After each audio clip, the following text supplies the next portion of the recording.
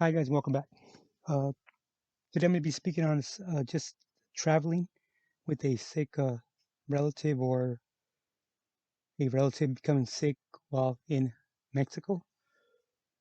We saw this more common than you actually would think, and now it's actually more common just due to the pandemic and the duration of the actual crossing of a port, which, by the way, this past Easter Sunday was an 8 hour plus wait to cross. Of course, it's a holiday and everything, but it's still an 8 hour wait.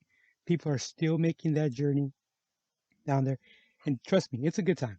It's well worth it, and if we all stay healthy, okay. So now let's talk about if you travel down there and somebody, an actual relative, actually gets sick, where they actually need to visit an emergency room. Okay, so a lot of people or actual frequent crossers, they don't consider that they don't take that into consideration, actually, having their loved one actually get complications where they're actually in dire medical need, and they just decide to just start working their way up towards the border, and sometimes it could be a long duration, and between that long duration your relatives pass away.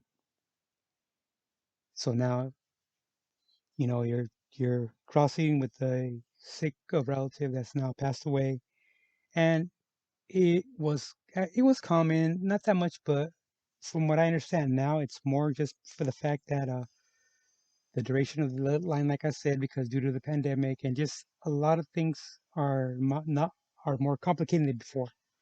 So one option is to actually hire an ambulance service down south in Mexico and have them bring over your relative.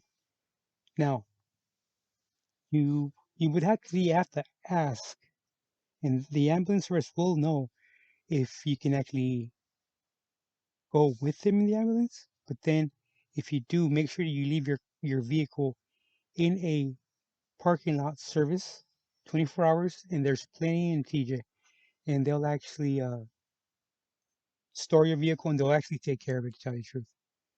Because when you get out, that's when you actually pay, when you leave. So they want to make money, you know what I mean? So they're not gonna let them break into your car and or just take your car, you know. But so hire an ambulance service. Make sure that you actually have all your documents, including the sick one, your sick relative, and the ambulance service will actually communicate with an ambulance service from the United States.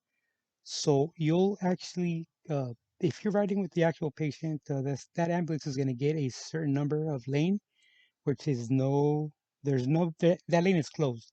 So once they reach to the actual gate, they'll actually open it for them, and they'll cross check documents, and they'll transfer gurney to gurney to an ambulance is actually waiting for the patient on the US side. And from there, they'll actually communicate with the nearest hospital that's able to accept the patient. And another plus is that you actually don't have to wait in the emergency room and go directly to an examination room once you get to the hospital. And it is going to be pricey, but you just got to figure out if it's an option that you're actually going to a risk you're going to take of your relative passing away in your vehicle or getting them across. It's just something to consider. A lot of people don't realize that, and but just make sure that you do have your documentation, your documents to cross on person, including for the loved sick one. Okay, and also, when you actually hire this Mexican ambulance service, they are going to require cash, or I don't know if nowadays they probably take credit cards, whatever. But you have to make the payment before they'll load the patient into the actual ambulance. I put it that way. So you just gotta uh, do your comparison of options of actually what can happen. All right, guys, don't forget to like, subscribe. Thanks.